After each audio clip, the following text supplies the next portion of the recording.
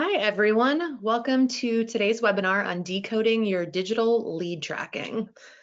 I am Rachel Betterbid. For those of you who I haven't met yet or haven't joined one of our podcasts and seen me talk before, I'm the Senior Director of Digital Marketing here at Coalmarch by WorkWave.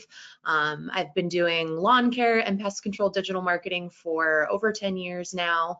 I've got a little bit of experience in everything digital, from SEO to PPC to data and analytics to email marketing, social media. So I've done a little bit of everything. My passion definitely lies more on the PPC side, but I oversee our SEO and advertising teams that do the kind of behind the scenes nitty gritty digital marketing strategy and execution. So definitely my passion more lies on the pay-per-click side. But yeah, I've been with the company for over 10 years, and my experience definitely lies in home service digital marketing. So today's agenda, this is just a quick overview of what we're going to be going through in today's webinar. We're going to be defining some key terminology before we jump in and get started, make sure we're all on the same page with some of the terminology we're going to use. We're going to be going through the most common challenges with digital lead tracking, the benefits of having accurate tracking systems in place, how it can influence other parts of your business, and lastly, the most common pitfalls with digital lead tracking and how Coalmarch prioritizes accuracy. And then hopefully we'll have some time to answer questions at the end. So feel free to ask any questions throughout in the chat box, and I will try to get to those. Bear with me. This is the first webinar I've done with WorkWave's one this year. So on the technical side, hopefully I will see all of y'all's questions. But I guess to get right into it, my goals with today's webinar, it is inherently a little bit of a technical topic, just talking about lead tracking and analytics and reporting and everything. But really my goals for this is to educate you, whether you're a business owner, whether you're a marketing person, educate you on the factors that affect your digital lead tracking. Really encourage you to understand how your own digital lead tracking is set up, whether you're a Coalmarch customer, whether you have your own internal marketing team, whether you work with another marketing company, a local one of the bigger ones. I really want you to understand what goes into setting up a digital lead tracking system and all of the different factors that affect it, and really empower you to ask questions to, again, if you have a marketing vendor or you have an internal team, do it in-house.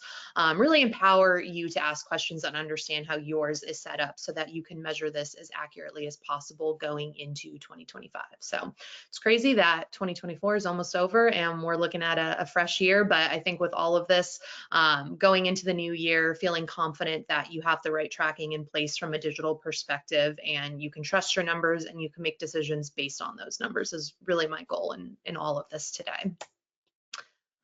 So poll time. I am curious, you guys should see a poll that you're able to fill out. Just a simple yes or no. Do you feel confident in the accuracy of your digital lead tracking right now? Hopefully by the end of this, you again will have questions that you can go back and talk to your marketing people about, and you'll feel a little bit more confident, but feel free to go through and answer that poll. Okay, so let's get into it. Again, before we get into the meat of the content, let's go through and define some key terminology to make sure that we're all on the same page with, what we're talking about. So when we talk about more just general overall lead tracking, we're obviously, none of this is surprising to you. If you run a business or, you're part of a leadership team of a business, this is really just the process used by sales and marketing teams to record information about leads and where they're at in the sales funnel. So this is typically done through your CRM. Again, if you're a WorkWave customer, if you're in the pest control side, this may be PestPack. If you're lawn care, this may be SA5, or if you use a different CRM altogether. But really, it's understanding the activity of your leads and potential customers from when you initially touch them to when you close them and make the sale, and keeping an organized record of all of that activity so that you can better optimize your sales processes, your marketing effectiveness, and so forth. So that's kind of just holistic general lead tracking. But what we're going to be talking about today is more on the digital side. So digital lead tracking. This is going to be the process of monitoring and recording potential customers' interactions with your business online from, again, the beginning of the marketing funnel to when they convert and become a lead. So this typically involves collecting data on how leads are engaging with your business digitally, online, how they become prospective customers, whether it's through your website, through different ad channels, whether they convert through a phone call, a text message, a web form submission, a web chat. All of this is typically measured primarily through Google Analytics, but there are also other lead tracking tools that companies use. And so when we talk about leads or conversions, we're going to use those terms interchangeably. And obviously a lead or a conversion can look different across businesses, across industries, even types of websites. But generally for the home service industry, a lead or a conversion is going to be someone who demonstrates an interest in working with your business and provides you their contact information in exchange for more information. So again, this can be through a web form on your website, text message if you have that set up on your website, messages through local service ads, phone calls, web chats, right? There's a variety of different mediums in which a lead can contact you. A lead source is going to be the marketing and advertising channel in which is responsible for generating that lead and driving action. So the most common lead sources in the home services industry are going to span digital and offline. Obviously, digital has become more and more popular the last 10 to 15 years, but there are still plenty of offline sources that are still very relevant in the home services industry. So when we talk about lead sources on the digital side, the most common are going to be SEO/organic search, pay-per-click ads, local service ads, social media, while the most common offline are typically going to be door-to-door, direct mail, customer referrals. Depending on the source, you may also want to drill down even further, not just from a source, but also on a campaign level. So if you're running several direct mail campaigns, you're obviously usually running several pay-per-click campaigns. You want to be able to attribute a source, but also down to a campaign level so you can see which campaigns are driving the most leads, and you're obviously investing different budgets into different campaigns. So being able to tie all of that back together definitely helps you understand which campaigns are the most effective.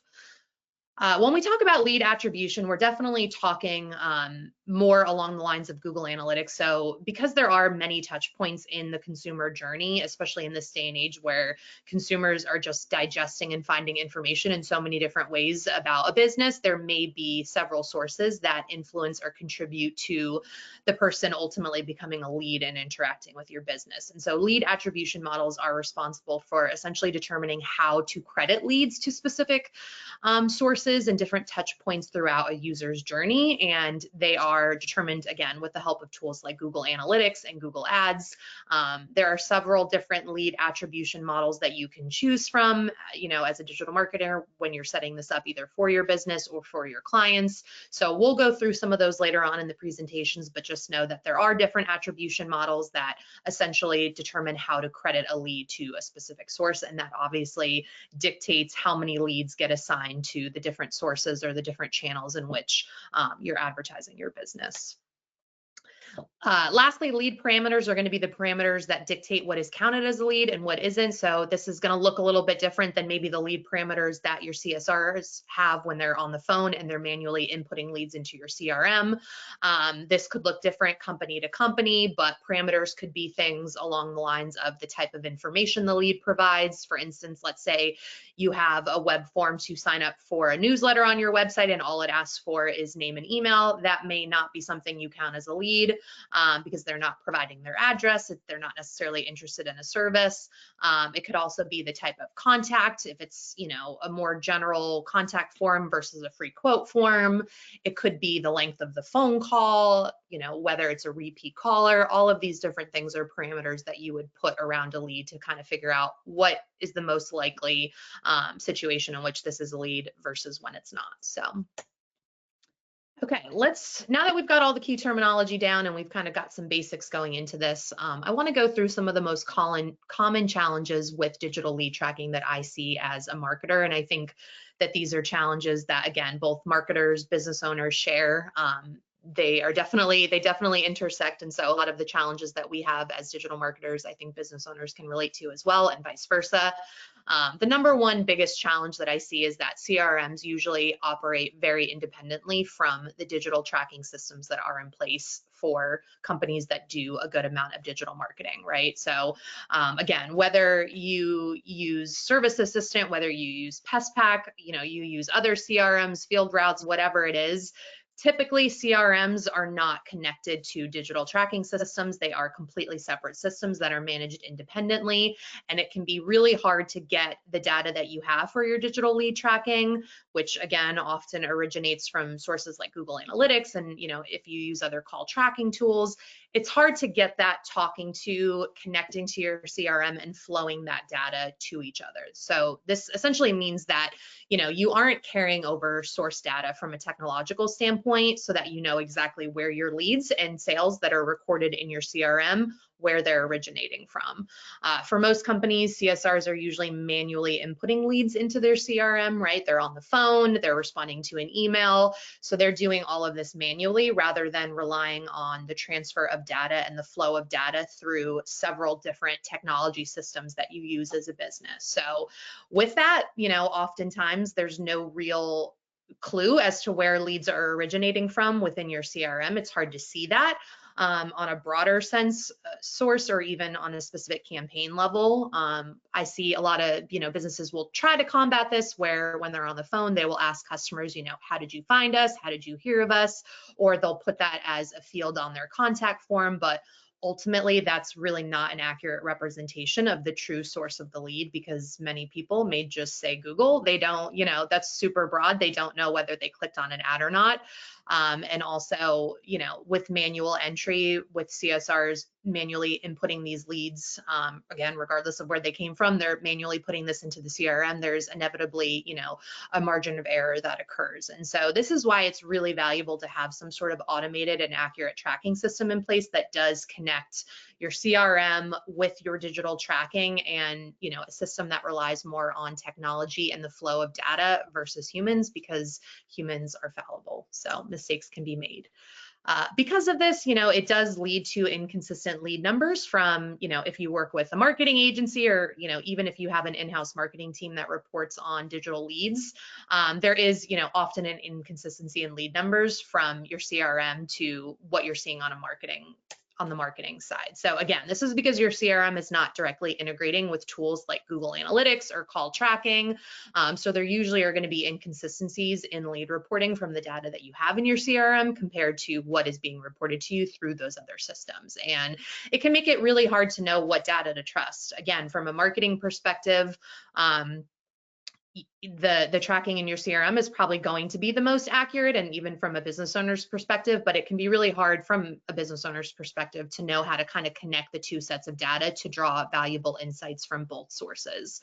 And so with that, there are different technologies that you can use to improve the flow of data. Specifically, if you are a PestPack customer, there's, PestPack Sales Center tool, which essentially connects your marketing and sales data together and closes the loop between that. It helps to streamline your processes, efficiently captures, manages, and close your leads. But most importantly, it can attribute sources to your leads within PestPack and within Sales Center.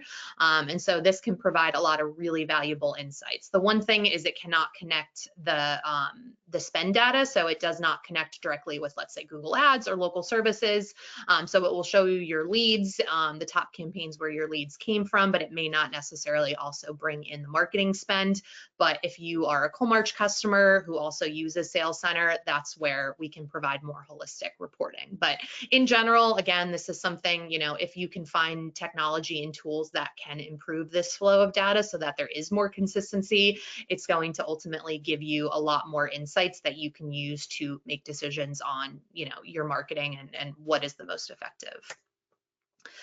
Another big challenge that we see is that every marketer tracks leads a little bit differently. So you really can never compare apples to apples from marketer to marketer, or company to company, agency to agency. Another agency, when we work with new clients, we often get a glimpse into how their previous marketing agency or vendor had set up their tracking. And we typically see the most common scenarios are one that their previous company didn't have a strong digital lead tracking system in place in Google Analytics or through call tracking. And if they were getting some sort of reports, it was on way more basic metrics like clicks and impressions and users versus leads, qualified leads. Or the company did have a lead tracking system put in place, but it was very liberal with what they counted as a lead, kind of making performance numbers look better than they were in actuality. And so this, because it can vary greatly from marketing agency to agency, it makes it extremely hard for business owners to know what data to trust when they, let's say you are, deciding to work with a marketing company and you're evaluating multiple options, and each company is giving you different average performance metrics. They're saying our average conversion rate is this and our average cost per lead is this, right? If everybody is measuring that in a different way, you can't really compare it apples to apples. So again, it can make it hard for business owners to identify when performance data is misleading or being manipulated in some way. And then it can be really hard to gauge true performance, digital marketing performance wins or declines when and if you do, say, switch marketing agencies or vendors.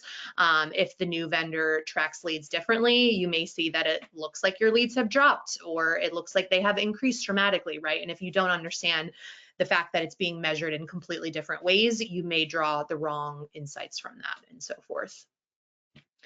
Another thing is that digital lead tracking systems rely on technology, and technology isn't perfect. It absolutely can fail us. So there is really no system that is 100% accurate, but specifically when it comes to digital lead tracking, especially through forums and channels like Google Analytics 4, or if, different call tracking tools, most of the call tracking tools work pretty similarly and they aren't perfect. A lot of them do rely heavily on a user's IP address to do basic functions or to report on data, which in this day and age, more and more people are concerned with privacy. They're hiding their data, they're incognito, or they're using a VPN, or they are not accepting cookies, they're not sharing stuff.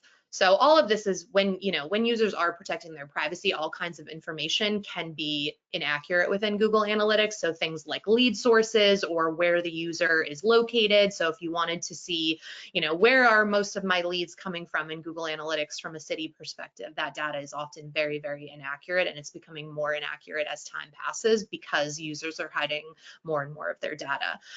But aside from that, functions may also fail. A very common thing with tracking numbers on websites is you can set them up to dynamically swap based on, let's say, a user's location, so that let's say you have a very big service area and you want to show an area code that is specific to that user's location so it feels more personal to them. That would rely on IP addresses to know where that user is located, and then it would dynamically swap based on their location. But if they're not sharing their location, obviously that can fail. And then also another common thing that digital marketers do is they have call tracking numbers on websites that will dynamically swap based on the source of which the user is coming from. So it'll show a different number if they're coming from a Google Ads ad versus a local service ad or organic or so forth. And so that can also fail if a user is hiding their IP addresses. So that is definitely a challenge for marketers, and maybe doesn't directly affect business owners consciously, but it can, in the sense that information can't always be 100% trusted. So all the more reason it's really important to have good systems in place to where you can get it as accurate as it can be, but you also kind of have to know it's never going to be 100% accurate. So you don't want to put 100% of stock into those numbers, but you want them accurate enough to where you can draw solid conclusions from them. Another one is that attribution is getting harder and harder when there are more and more touch points throughout a consumer's journey. It can be hard to know exactly what sources influence the decision-making process and the weight of each. And so technology is evolving, right? Ways of finding and consuming and digesting information is expanding.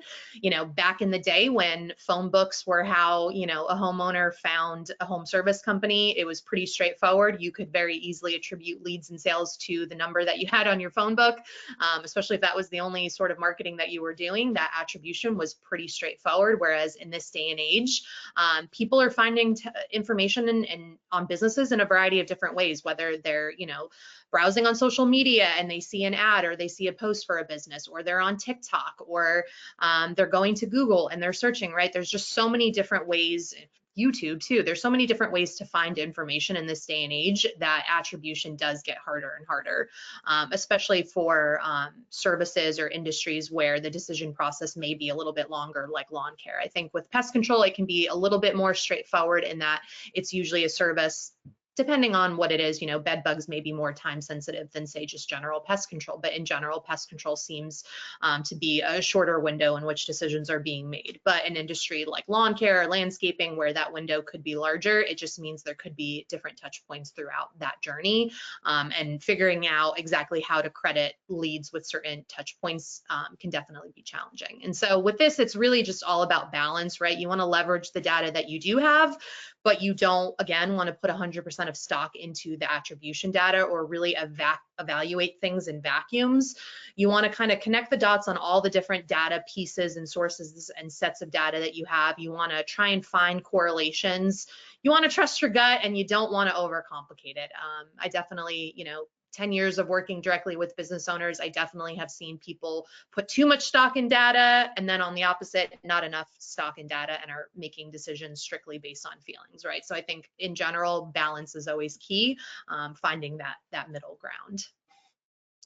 So let's go through and talk about the benefits of having accurate lead tracking data when it comes to your digital marketing. I feel like a lot of this is pretty straightforward, and I don't need to spend a lot of time on this. I think if you're running a business, you know the benefit of lead tracking. And for those of you who don't have good systems in place, maybe you're a smaller business and you just don't have the funds to really invest in a CRM or so forth. But in general, I think everyone can agree that, you know, having accurate data means that ultimately you can have better ROI for your marketing. So if you know, can track and know exactly where your leads are coming from, you can determine which marketing sources and campaigns are generating the most qualified leads, and you can allocate more budget into those areas, resulting in higher ROI for your marketing dollars. So that's ultimately the goal, is to have better ROI and to spend your money in smarter, more strategic ways. But also it can help you adapt quicker. And so having accurate data can help you analyze consumer and customer behavior and quickly respond to changing marketing conditions. It can also just make it easier for you as a business to, again, make those changes in the moment and be able to pivot very quickly. And that, we know in business, is so important. And I feel like we have especially learned that in the last, you know, couple of years through the pandemic, of being able to make fast business decisions is what, you know, helps you beat your competitors. And so when we're talking about making swift decisions or changes in the moment, you know, this is in just overall marketing strategy, but also where you're putting your budget and so forth. So when you can track, or when you can trust, you know, your lead tracking is fairly accurate, you can pivot faster and you can make faster decisions. But it can also help you forecast more accurately. So this is pretty essential for businesses that do forecasting, that want to predict future performance.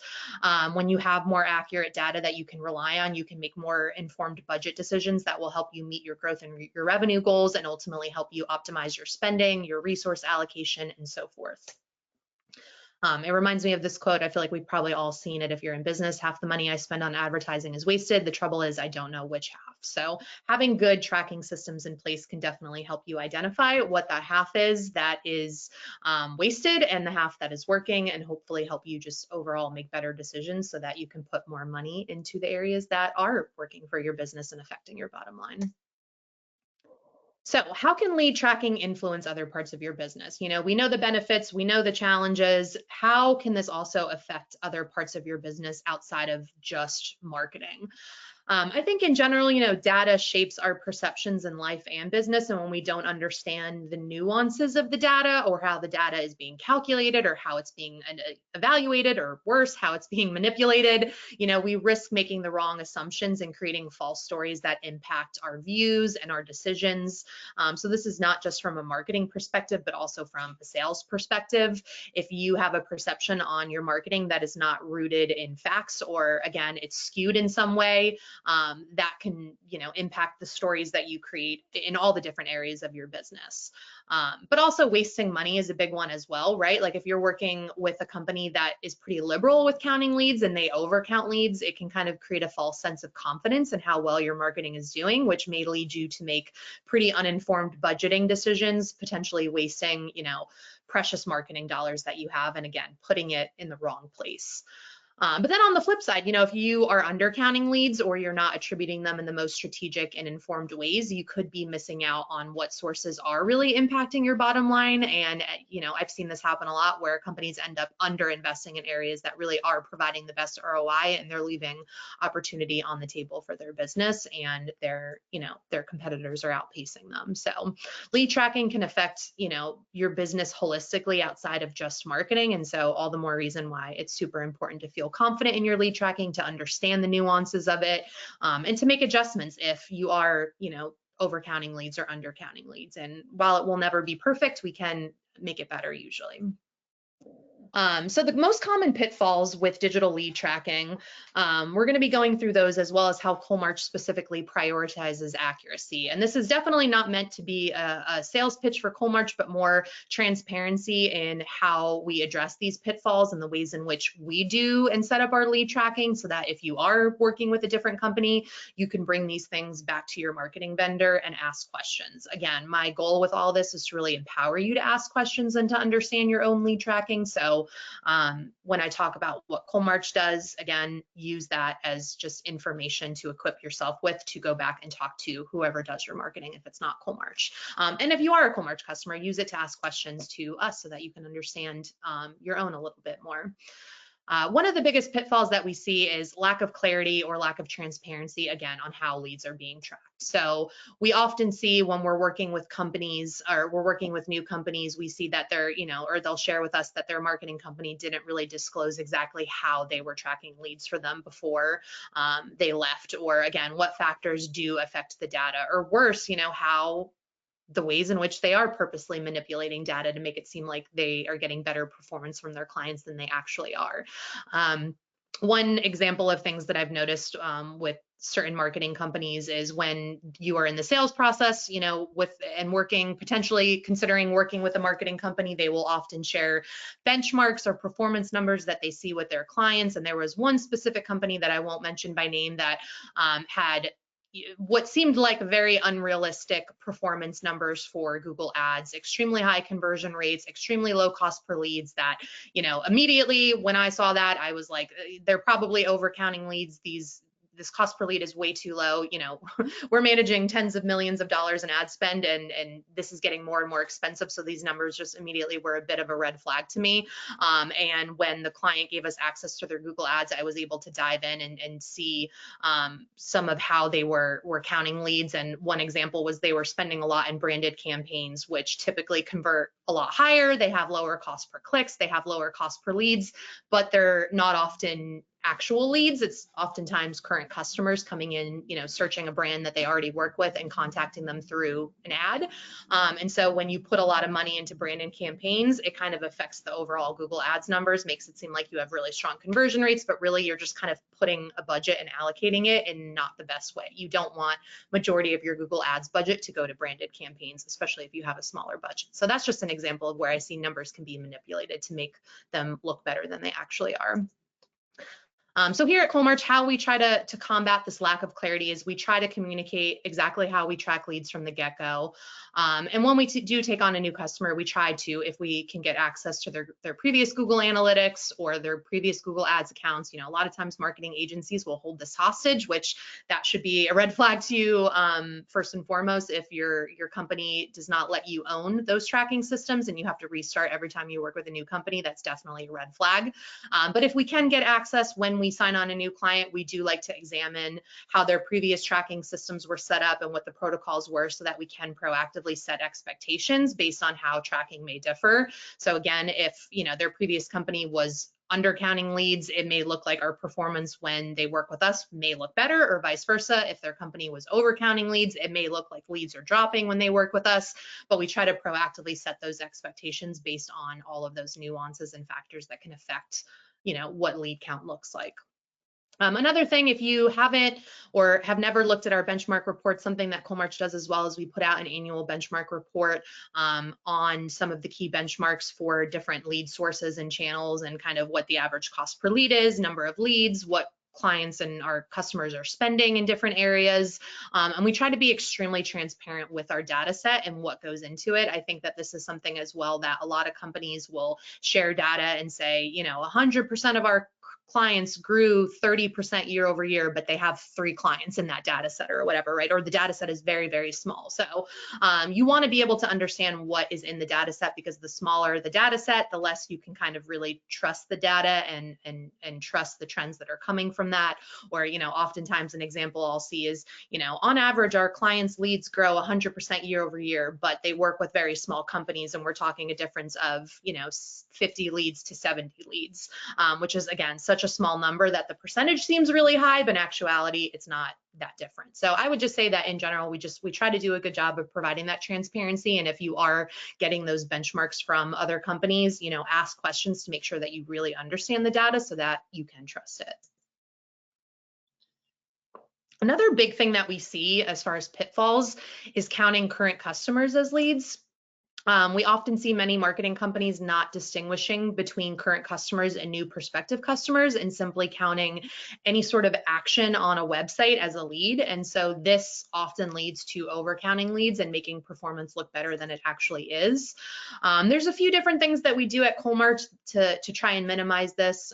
First and foremost, on contact forms, we have a field that asks, are you a current customer?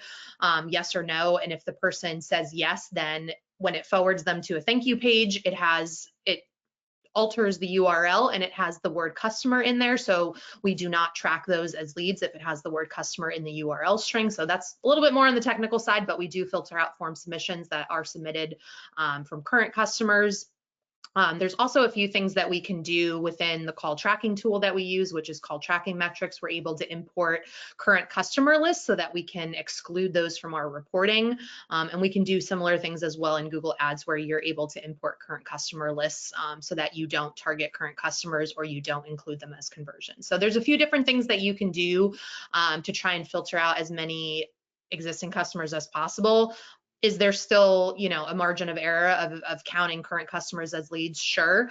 This also isn't always, you know, 100%, because some current customers can be leads if they're looking for a different service, right? So there's, again, it's never going to be 100% perfect, but whatever you can do to try and filter out those current customers that are just calling or filling out forms, you know, asking basic questions about their existing service or billing or so forth. The worst is, you know, if they're contacting you to cancel and you count that as a lead, right? So anything you could do to kind of filter those out, definitely do it and inquire what your options are if you're not a Coalmarch customer. Another thing that we see is counting too short of calls as leads. So many agencies that we come across are either counting all calls as leads, or they're pretty liberal with what their time parameters are. For instance, 30 seconds. This may be too short of a window because it doesn't account for hangups or someone calling the wrong number, or let's say an unqualified lead that's outside of the service area or is asking for a service that the company doesn't provide, right? Like 30 seconds is really not a long time, especially if you have a phone tree, or if you typically have to transfer calls to a different person, right? You can very quickly, or if, you know, even if you just let your, you know, you tend to let your phone ring pretty long. So here at Coalmarch, we only count first-time callers. So we exclude repeat callers from our lead count, and we also count calls over 60 seconds. That's typically our benchmark, but this parameter in this window may have to increase again if a client has a phone tree, or if they have to, again, transfer the lead to another person, just as far as how their workflows go. We try to work with our customers to determine what time parameter makes sense based on kind of their phone systems and workflows. But typically, you know, the higher the window, the more qualified the leads should be. So if, you know, the worst is really when companies just count all calls as leads, that you're definitely, you know, over counting leads if that's how you do it. So another thing that we see that, you know, again, I'm sure most business owners, non-digital marketers have, you know, no awareness of, is there are different ways that you can count conversion actions in Google Ads. You'll see in this screenshot that when you are setting up different conversions, so again, whether it's a phone call, whether it's a contact form submission, when you are either setting those up or importing them from the goals that you have in Google Analytics, you can basically dictate how you want to count conversions, if you want to count every conversion or one per ad click. So we often see a lot of companies will use the every option, which is really mostly just recommended for e-commerce websites. So for instance, if a user clicks on your ad and they end up converting 3 separate times on your website, it will attribute 3 different conversions to that one ad click.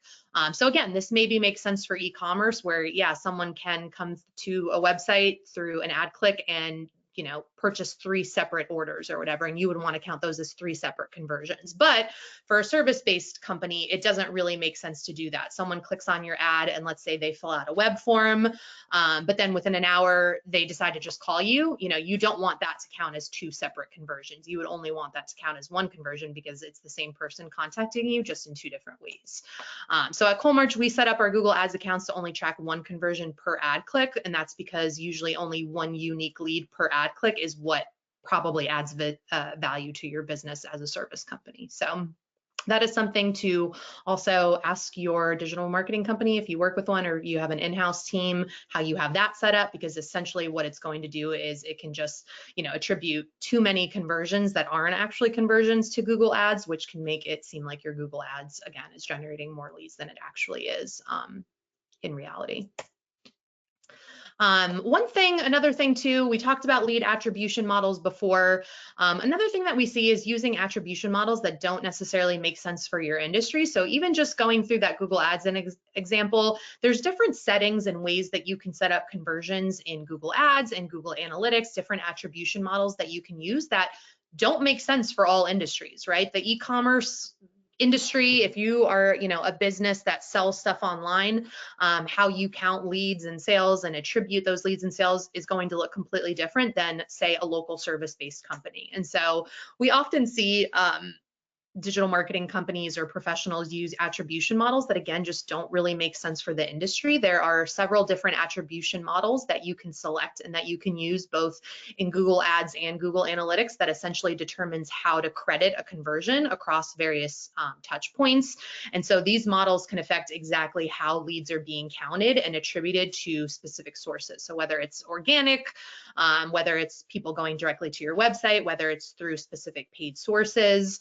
I'm not going to go through all of these different ones because not all of them are very, again, relevant to this industry. But for instance, the last interaction will be, the attribution will be you apply credit to the last interaction that the user had. So let's say they initially came in through an organic search, but they ultimately, a couple weeks later ended up clicking on an ad and converting through the ad. The last interaction would attribute the source as the paid source, not organic, even if that was part of their journey. And then vice versa, first interaction would be the opposite. It would attribute the source to the very first interaction that that user had.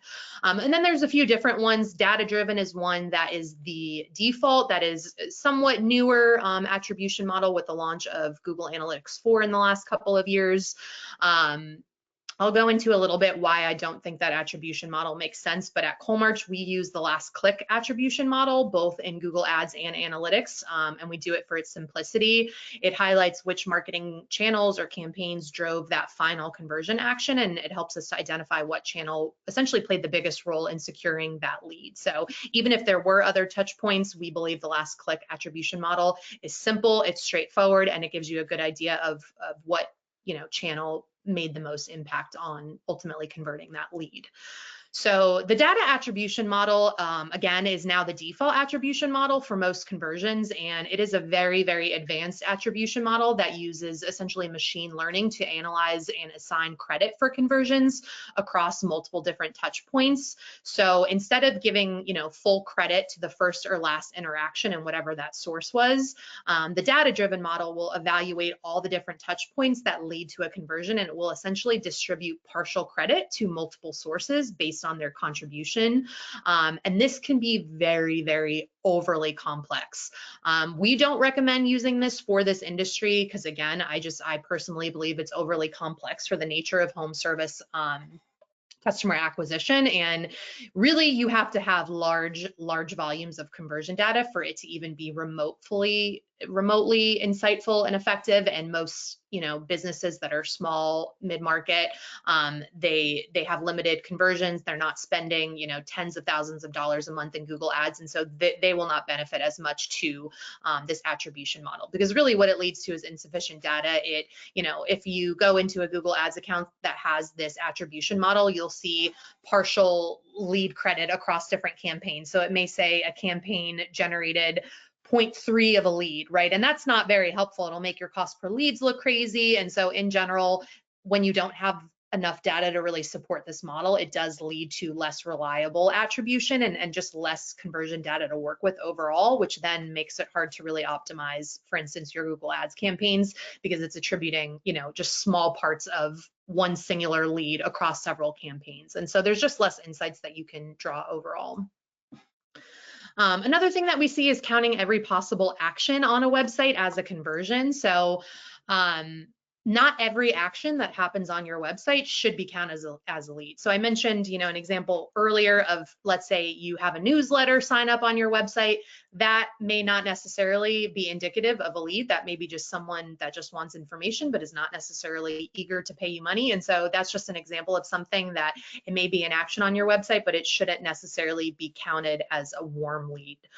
So another, common things that we see are, web chats are another one, tracking all web chats, even if it's, let's say, mostly your current customers using it to ask questions about scheduling or billing, or if you have other tools built into your website, either through an iframe, or you have tools that bring users offsite, let's say to book a service and get payment. Sometimes digital marketers will count button clicks, or window pop-ups for iframes. Again, there's certain things that don't, you can't directly integrate on your website, that in order for a user to, let's say, book a service using a third-party tool, you add it to your website, but it brings the user off of your website and onto a different tool. Unless you have cross-domain tracking set up, you can't really track exactly who ends up, purchasing your service or whatever. But, a good in-between can be, let's say you track the button click of someone that clicked on that. But even that is not 100% accurate, because someone can click on a button to book a service right now, but then, if it's a long process to put in all their information and their credit card in to get a price, there's probably a good amount of people that are dropping off halfway. So again, it doesn't really give you a full view on if that is actually a lead. So those are just a few different examples, but in general, at Coalmarch, we really only track conversion actions that we feel confident that we can, one, track accurately. So I don't like the idea of really tracking button clicks, because I think you're going to end up, again, over counting leads if you can't track exactly, how many people fell off in between clicking a button and getting through the end and submitting either their payment or, whatever it looks like. And then also, we only track conversions that we believe are used primarily by new prospective customers. So if we don't feel confident in it, we will typically recommend that we track it as an event in Google Analytics, so that we can have some sort of visibility into how, these different features are being used or whatever, but we won't necessarily count it as a lead or a conversion, as, we think it will inflate your numbers. So, in general, I like to err on the side of caution and I'd rather undercount leads than overcount them, but every company is different in how they do it. Another big pitfall that we see is not providing access to real-time data and insights. I think that this is changing over the years. Some of the bigger marketing agencies typically have good tools to be able to provide those real-time insights, but there are a lot of more local agencies. The cheaper the agency, the less, technology and systems that they have in place to provide you the best reporting. So if you're working with a smaller local agency, they may be providing you monthly or quarterly marketing reports that are, let's say, a PDF or something along those lines, that are based on previous time periods. And obviously with that, they're completely missing the mark on that real-time data, and that makes it nearly impossible to make those timely decisions in the moment and to be able to pivot fast. So at Coalmarch, we offer real-time reporting dashboards. Every customer that signs up with a certain level of service with us, if they get actual marketing services, not just a website, will get a real-time reporting dashboard that updates every 24 hours. And it includes the most up-to-date metrics, not just for traffic and clicks, but obviously leads as well. You can see phone call leads versus web chat leads versus web forms. But these dashboards, again, they update every 24 hours, so you can see kind of your performance for the year and for the month, throughout the year, throughout the month. And they are really meant to be lead and lag indicators for your marketing, and kind of serve dual purposes. So when we talk about lead versus lag indicators, a lead indicator is going to be indicators that signal what is going to happen in the future to help predict future events, whereas a lag indicator is going to signal what has already happened and be reflective of past conditions. So if you get a monthly report, for the previous month, that's more lag indicators, right? It's giving a recap of what has already happened. Whereas if you have a real-time reporting dashboard that includes predictive insights, like you are on trend to hit this much of your budget, or you are on trend to get this many leads, those are more lead indicators, right? And ideally you want to have a combination, and not just with marketing, but in business in general, you want to have a combination of lead indicators as well as lag indicators. Both of those serve really important purposes, but you definitely want to have both. And a lot of times we see, again, more of the smaller local agencies are really only able to provide lag indicators. So these are just examples of what some of the insights you can get with your Coalmarch dashboard that, again, get updated in real time. So you can see your year-to-date spend and leads on a channel level. You can see year-to-date, where you've spent most of your paid budget, whether it's local service ads or Google ads. You can see year-to-date organic performance and so forth. So there's a lot of really valuable, again, lead and lag indicators and insights within your Coalmarch dashboard. Another thing that we see is relying too heavily on Google Analytics as the middleman for data. So while Google Analytics does provide a lot of really great data, it can be pretty tricky for lead reporting. I'll kind of go through why that is, but I had kind of mentioned before that lead data can be inaccurate in Google Analytics because of people hiding their information. So it can misattribute the source of leads or where those leads are coming from, but also there's more and more leads that are happening offsite. So for example, local service ads don't really bring a user to your website, right? It brings a user to either call you or message you directly on Google, but it does not bring the user to the website. So that is technically an offsite conversion. People aren't even getting to your website to convert. They are calling your business straight from Google, straight from that local service ad. And same with Google Business Profile. Let's say they never make it to your website. They just look at your reviews and they call straight from your Google Business Profile. These are what we would call offsite leads. So they're not even making it to your website. So Google Analytics is really not meant to capture and track and report offsite leads, because the whole concept of Google Analytics is based around cookies and people coming to your website and being able to extract data from them coming to your website and sharing cookies. So there's a lot of technical things that go into that, and I'm not even going to act like I'm the expert on all of that, but in general, Google Analytics is not meant to really report on offsite leads. And as this is becoming, a bigger lead source for our customers who are spending a lot of their money in local service ads or getting a lot of their leads straight from their Google Business Profile, it makes it very challenging to flow all of your lead data through Google Analytics, because if Google Analytics can't identify information because the user never hit the website and they didn't have access to their cookies, a lot of times you will see sources be set as not set in Google Analytics, which means Google Analytics can't identify anything about the user. And so in general, this can be very tricky. Here at Coalmarch, our data flows through a variety of different sources. We do obviously use Google Analytics for traffic data, bounce rates, more engagement metrics once people get to the website, but all of our lead and call data is coming directly from call tracking metrics, which is the call tracking tool that we use, versus flowing that information through Google Analytics and then using Google Analytics as the middleman. So when you do use Google Analytics as the middleman for phone calls and things like that, it can sometimes filter out lead data altogether, or again, attribute it to the wrong source. So when you are a Coalmarch customer and you have a dashboard with us, that we have a direct integration with call tracking metrics, and that is where all of the lead data flows directly from versus Google Analytics. So do you feel like you're an expert in digital lead tracking yet? Hopefully you feel like you are a little bit more informed now than you were 45 minutes ago. But that's all that we have today. And so really, again, like my biggest goal with this is just to equip you with knowledge. It's not necessarily to give you the roadmap to how to fix all of your tracking, because I'm guessing a lot of you guys work with digital marketing vendors, or you have a digital marketing team. And so really, I would just like you to walk away with these 5 key takeaways. And number one is that there are many, many factors that affect your digital lead count that you may not even be aware of. You may not have had any idea that there were different attribution models, and that can directly impact how leads are being attributed for, you know, what you spend in Google Ads versus SEO and direct traffic and so forth. So really, I encourage you to ask your vendor about the specific examples that I mentioned here. We will be sending this out so you can, you know, you can go back and look at it and say, you know, what attribution model do we have? You know, do we count every conversion in Google Ads versus one per ad click? These are things that I definitely encourage you to talk to your vendor about, or again, if you have an in-house team, ask them those questions and get some clarity on how your leads are being tracked.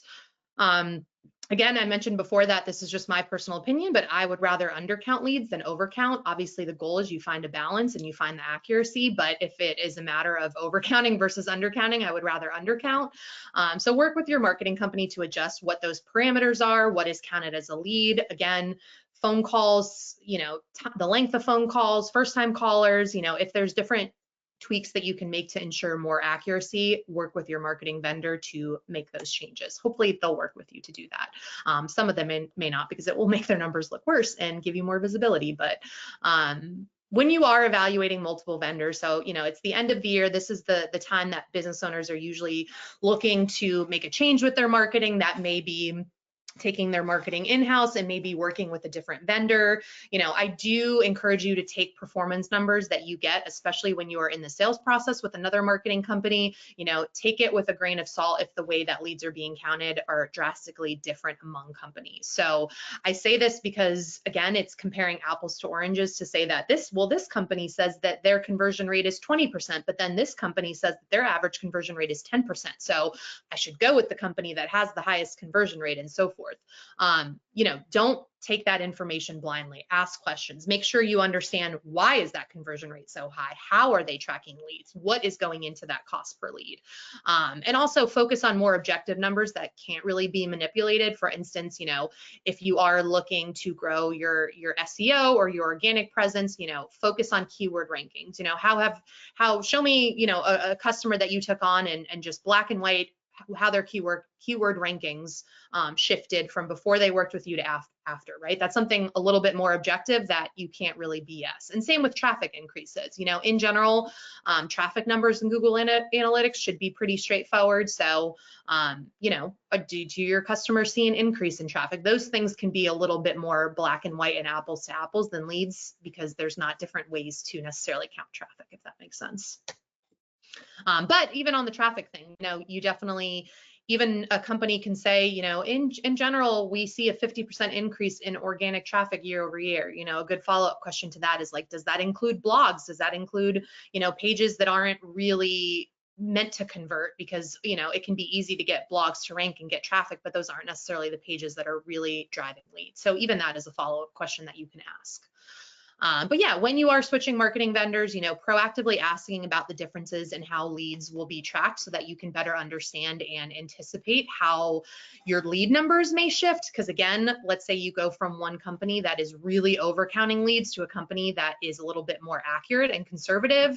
It may look like your leads drop as soon as you work with that customer, but maybe they're just more accurate. And so that's where you also want to then pay attention to your sales numbers and what that looks like. But I think as much clarity as you can get upfront to even just set your own expectations and have those conversations more openly, you know, the more confusion you can eliminate down the line. And then lastly, work with a company that can provide you those real-time data and insights so that you can make those fast decisions, you can pivot in real time, and you don't, you know, have to rely solely on those lag indicators, which they're not enough. They're really not. So having that real-time data is super, super important so that you can make fast changes, you can keep up with your competition, and you can, you know, also anticipate and predict things that are going to happen before they do, so that you can be more proactive and you can plan. And, you know, we all know in business being proactive and predicting things is definitely what separates great companies from mediocre companies, and also successful companies to not successful companies. So That is all that I have for you. Reminder, Beyond Service 2025 is happening February 2nd to 5th. So if you haven't registered, this is a great conference. Whether you are a WorkWave customer or not, a lot of great thought leadership topics on not just marketing, but how to run your business and operations. So definitely encourage you to check that out if you have never heard of it or are not registered yet. It looks like we've got some time for questions. We've got about 6 minutes left. Let's see if any questions came through. It doesn't look like any of them came through. So again, this will be shared with everyone. So definitely encourage you to open it again, go through it, talk to your marketing company. If you don't work with Coalmarch, or if you do work with Coalmarch, talk to us. But yeah, I hope you guys got some good insights from here and learned something. And I appreciate you guys tuning in today. So thank you for joining me today, and hope you guys have a great rest of your day.